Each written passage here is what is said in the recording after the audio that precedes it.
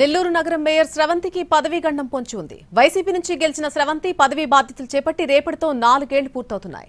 దీంతో ఆమెపై అవిశ్వాస తీర్మానానికి టీడీపీ సిద్ధమవుతున్నట్టుగా ప్రచారం జరుగుతోంది.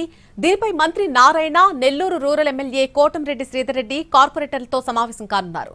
కార్పొరేటర్ల సంతకాలు సేకరించి కలెక్టర్కు అందజేయనున్నారు. నెల్లూరు కార్పొరేషన్ పరిధిలో 54 మంది కార్పొరేటర్లుండగా టీడీపీకి 43 మంది సభ్యుల మద్దతుంది.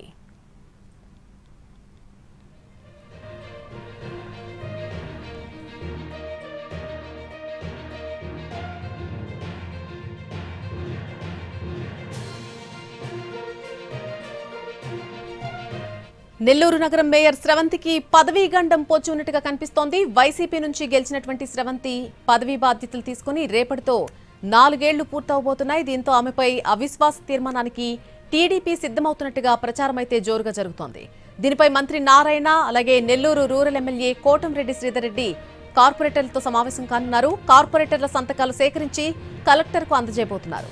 నెల్లూరు కార్పొరేషన్ పరిధిలో 54 మంది కార్పొరేటర్లుండగా టీడీపీకి 43 మంది సభ్యుల మద్దతుంది.